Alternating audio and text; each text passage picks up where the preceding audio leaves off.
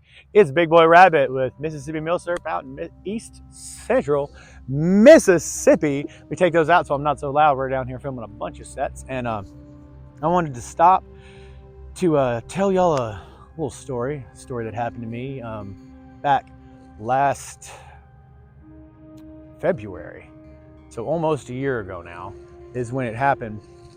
And so sit down, get you some coffee, get you some tea, get you an energy drink, some alcohol, grab you some smoke, whatever your vice may be or whatever calms you down. Sit down and listen, because this is going to be a fun story. Actually, it's not a very long story. I introed that. Here's what happened.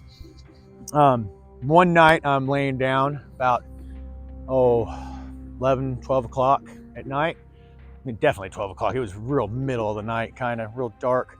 Everybody's asleep. Everybody on the family land's asleep. All the dogs are asleep. And I'm up, of course, watching YouTube or doing research or what have you. And I'm laying on the couch and I'm doing my research, and all of a sudden, I got alert barks outside. Not one, not two, not three, about all 12, 14, 15 of the dog pack have woken up, ran to the property line, and have now started to alert bark toward the pond area. And I go, oh, they'll shut up here in a minute. It's probably just a raccoon or a armadillo or something basic like that is traveling down in the woods, and they'll bark at it as it goes through because they can hear it, 100. They can hear me walking in the woods at the back of the pond that's like 600 yards away from where they hear it from. Like, they have great hearing. So, I mean, that's it. They're hearing something like an armadillo walking 200, 300 yards in the woods, and I'm not going to think about it. And I try to just ignore it, but they're steadily, it's cold out here, y'all, and they're barking, and they won't stop barking. So I finally go, okay, there's something out here now. It's a problem, because they're getting more aggressive. They're getting more animated with their barking, and they keep going. And I got to find out what's going on. So I get up, put on my jacket. I got my pajama pants on. They're pretty warm. And I go to grab something to go out. And I think the Chicago typewriter, this is a good silhouette. Like, if it's an intruder, a trespasser, something like that. This right here is a silhouette that a lot of people recognize from a distance, even if they don't know guns. If they're no guns, non-guns, hate guns, they know what a Tommy gun looks like. They know what an AK-47 looks like, and they know what the sound of a pump shotgun makes. So this is one of the ones that I grabbed. The shotgun was farther away from me. And grab the old Chicago typewriter. I get the thing, and I go out, and just like this, as I do, I posture the gun, and I'm looking. I didn't bring a flashlight because, again, I'm thinking this is just another armadillo, just another raccoon. I'm not going to shoot the armadillo or the raccoon with the Tommy gun. That's not going to happen. I mean, you can. It's 45s, traveling less than 1,000 feet per second. As long as you hit them in the head and the non-vitals, it's fine. You can still have meat from it. That's not what I'm going to do. I get out there, and the dogs are barking at the property line. I holler at them, hey, quit, come here. Get them to calm down, get them to come, but they're still razorbacked at the wood line. And when they're razorback, that means they don't just hear something, they perceive whatever it is as a threat. And I'm going, geez, okay, let's get closer. So I start walking toward the pond area. I'm getting closer to the wood line. And as I go to approach the wood line, I hear, ah! I'm like, what the, huh? Like about 10, 15 up in a tree, a crow, but the loudest crow that I've ever heard, like, ah! Loud crow call. Whoa, okay, I've startled a crow that was perching out here, right? That's got to be what it is. So I get a little closer, and I'm like, I'm trying to look through the moonlight, through the trees, to see if I can see a silhouette of a crow. It's not that far, maybe 50, 60 yards in front of me where this thing just crowed from. And I'm trying to look and see, that black silhouette, and I'm not seeing much. Still holding the old Tommy gun, and I'm looking, and then I hear some. I was like, okay, that was a double step. What was that? Let's just go ahead and load this thing up. And yeah, I did it real loud, so that way if it was a human or something, they would hear it and they'd go, okay, this is a crazy redneck just walked out here with a Tommy gun.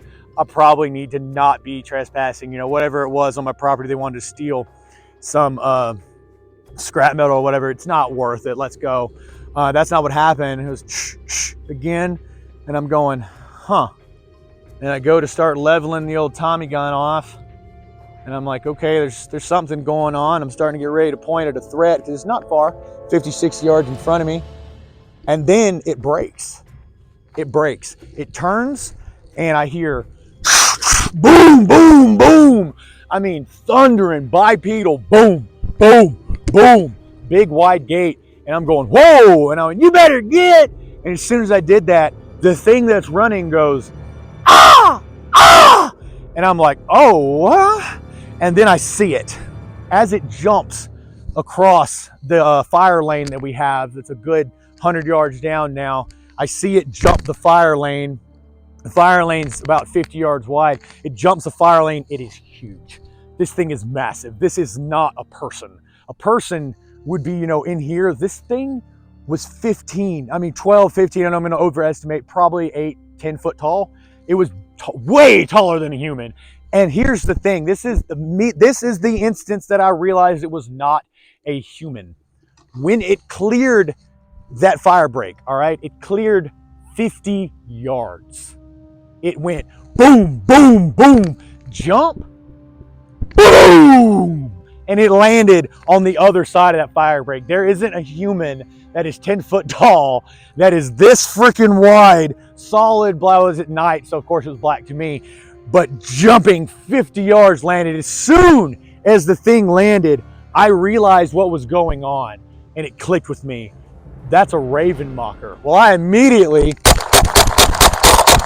started tapping it a letter downrange on my old Chicago typewriter to let it know it needs to get out of here. Well, it did not get the memo. Put this back on safe. About 3-4 days later, this instance has left my mind because I have a lot going on. I'm not thinking about it anymore. It was just a weird thing that happened to me, at night in the woods. And, I slapped some 45 at it and it ran away. And hopefully now it has the idea. And let me go ahead and tell you, I wasn't premeditating murder. I wasn't trying to hit it. I was aiming way above it so that the rounds would be slapping, those 45 slugs would be slapping those tree trunks, so that whatever it is hearing the gunfire and the rounds going way over its head, slapping those tree trunks, making it real loud, slapping, and it gets the idea, scare it out of here. Well, we have some dogs. I'm waiting. It's nighttime. It's getting late. The sun's setting just about like it is now. And waiting on dogs to get home. They've been out, I don't know, they're running. They went out on their little walking trail or whatever, but they should be home by now. And they're not. So I'm like, geez, come on, y'all got to come in. And what's worrying me, it's not that it's the main pack of dogs, is that some of the dogs I really care about. Some of my personal dogs are out with them. They normally aren't. They're normally inside, but I had let them out that day, and they had went with the main body of the pack out on their little trails. And I'm going, okay, I gotta go find them. So, and I'm worried. I'm getting panicked at this point. It's getting darker. They're always home, and I'm going, geez, something happened. Something's out there, something's hurt them, they got hurt, maybe they stepped in an old coyote trap or they got on somebody else's trap line. I got to get out there and help them. I'm starting to panic, and it's starting to set in. My logical reasoning starting to go out the door. And it was probably warmed up to probably 78 at that point. I mean, it was nice. Now I was in gym shorts and a t-shirt, and I'm not thinking, I'm panicking, and I just go straight I'm just going to the woods. I'm going, here I'm gone. And I'm going to find the dogs. I leave my phone, I leave a flashlight, I leave a gun. I don't take anything. The only thing going on in my mind is finding my dog, making sure that she's safe and I can bring her home or find out where she is. I get out in the woods, I'm going through, tunnel vision. It's terrible. This is not something you do. You don't want to be like this. You don't want to not have situational awareness when you're in the woods. You don't want to get that tunnel vision. This is the only time this happens to me. I'm in a full panic for my dog. And I'm going and I'm looking for, I'm hollering. And here's the problem with the holler that I was doing. I'm yelling, Huskers! Huskers! And then I'd yell again, Blue! Blue! What does that sound like, any of y'all that know about boogers or cryptids? Kind of sounds like I'm out here going, oh, doing a Bigfoot holler.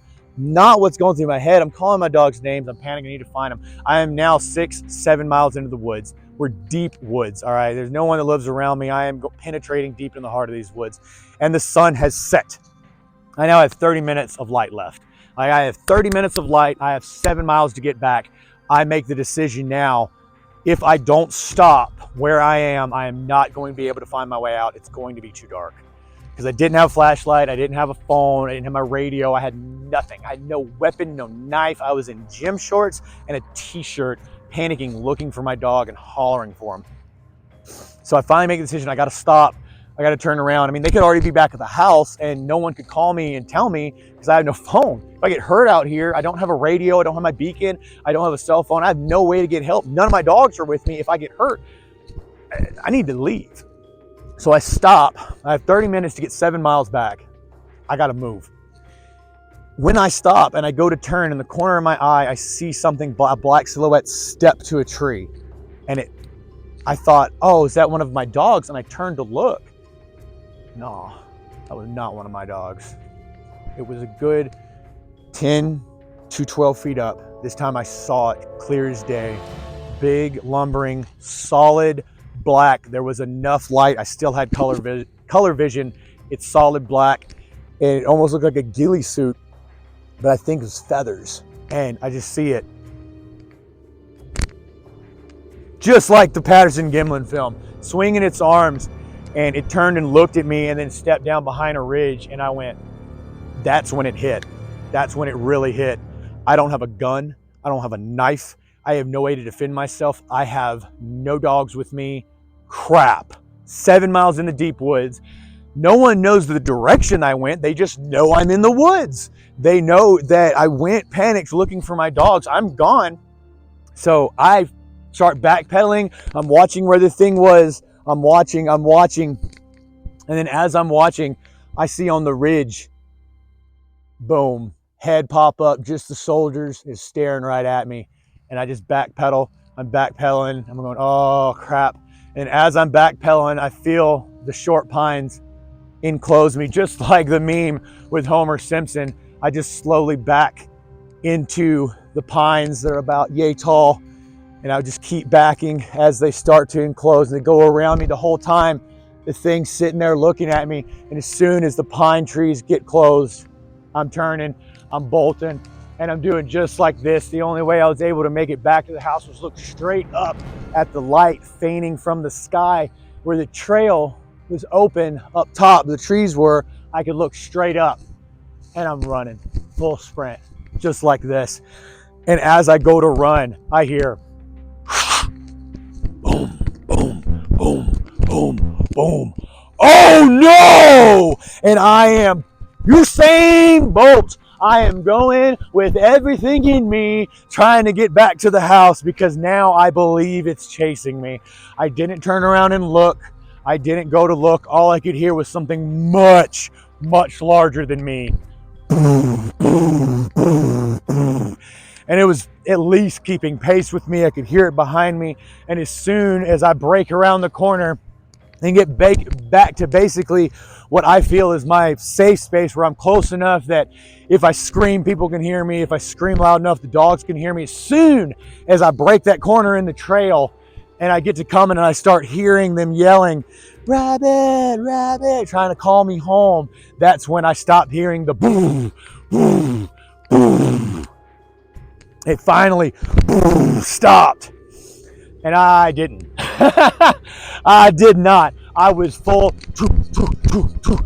faster than I've ever ran in my life, like my pants were on fire and the lake was a mile away. I was going all the way to the house. My lungs are burning. The tops of my lungs are burning. It's killing me. My eyes are watering because of this exertion that I'm putting out. The panic and fear of, I screwed up, like I might die. And I'm running, I vault over our big gate. I don't even try to open it. I just vault over the 6-foot fence, come running in, and I stop right in the middle of the driveway and just can't breathe. My lungs are on fire but I'm safe. And as I am laying there, and I can hear my relatives running to see what's wrong. Here's my dog. She hits me, licking on my face. She had come home, but she heard me yelling from wherever it was when I went to look for her, and she knew she was in trouble. So instead of coming to me, she just went home. So a big sigh of relief washes over me. I'm home. I'm safe. I got my dog, my Husker baby. She's loving up on me, loving on my face. She's excited that I'm home. She can tell something's wrong because I am just, sweating adrenaline and I can't think of all the things, but the catacomb drop. But yeah, she can smell all those pheromones and stuff coming off of me, and she's on me, and she's trying to figure out what's wrong. They come up, they ask me, hey, what's going on? I was so shooken up, like I didn't really want to talk about it. I was just like, I just told him it's getting dark, and I wanted to get home, and I guess I ran harder than I could, or than I thought I could. So I go in, I don't talk about it, sit down and, give me something, a little something to sip on, not alcohol. I don't like drinking alcohol. This nice warm tea. And I kind of just let it go away in my head. And I don't think about it anymore until we started filming these episodes, and we just had that experience out here in the swamp. I was like, oh man, what was that? So I go to do my research, and I'm pretty sure Ravenmocker is what we've landed on, that was a Ravenmocker. The Ravenmocker is basically a shiny Bigfoot, or a special edition Bigfoot, a rare cryptid. It's one of the harder ones to find. And it's basically just a Bigfoot, 10 to 12 foot Sasquatch, except it has black feathers on it. They say that it can shapeshift. I don't buy into that. I just think that it is a feather covered Bigfoot. It's said that they eat the souls of dying people, and that they show up whenever someone is dying so that they can consume their soul. This is the Native American lore of the Crowmocker, that they come when someone's dying so they can absorb their life essence so that the Ravenmocker can live longer. And the whole time I'm reading that, I'm like, who is supposed to be dying? Because it wasn't me, not today.